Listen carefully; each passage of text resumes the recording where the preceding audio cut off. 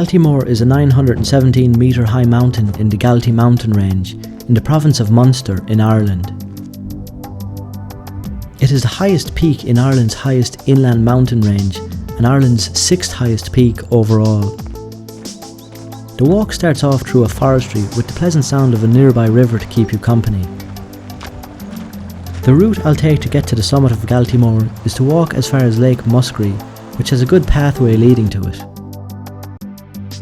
It is managed by Tipperary County Council as a water reservoir, pumping 2 million gallons of water per day to households in the surrounding towns and villages.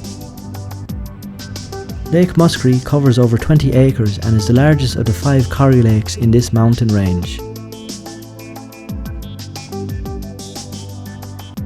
Looking at the Galties from this distance, the slopes look almost vertical, but I'm sure as I get closer there will be several easy scrambles upwards. At times the path can be steep and you will also find that you will be walking downhill several times.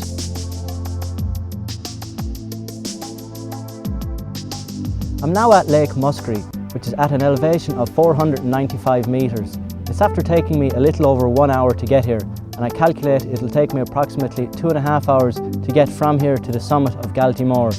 I'm going to take this opportunity to fill up my water bottle here.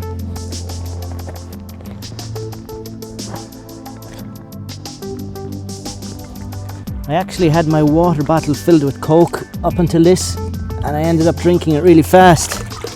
So I'm going to be a good boy from here on in and only drink water. This water supplies the local community with fresh drinking water. If it's good enough for them, it's good enough for me.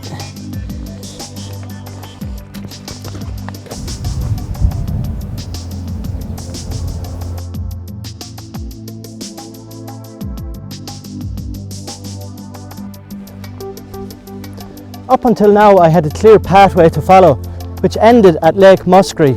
Now all I seem to be doing is following a path where a quad bike has gone. There's just a dirt track in the hope that this will lead me towards the summit.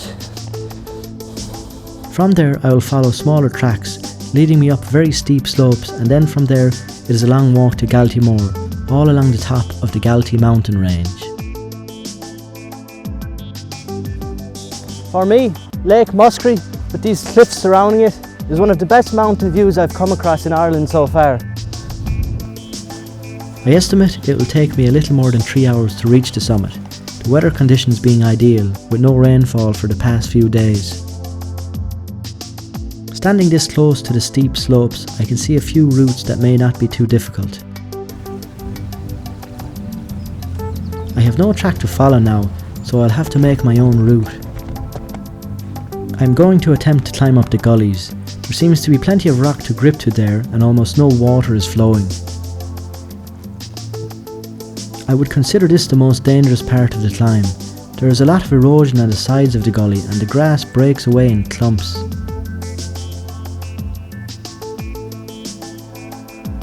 Once I've reached the top of the gully, I turned to the west and headed in the direction of Galtymore. From here, Galtymore is not visible, so you may need to use your compass to be sure you're going in the right direction. I was surprised at how wet and boggy the ground was this high up. Several times I had to backtrack as the terrain was unpassable. I was even more surprised to see just how far away Galtymore was. It is the high peak in the distance. At this point I realised it's going to take me a lot longer to reach the summit than I first thought. As I get closer to the summit, the light breeze has turned into a strong gusting wind, almost pushing me off my feet at times. The final ascent of Galtymore is very difficult. The slopes of Galtymore are steep, but the summit is broad, rounded and rocky. This is due to the constant freeze-thaw action experienced by the summit during the last ice age.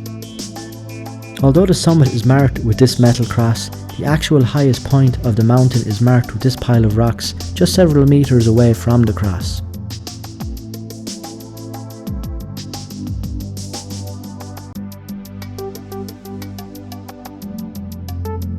The summit of Galtymore itself lies on the border of counties Limerick and Tipperary.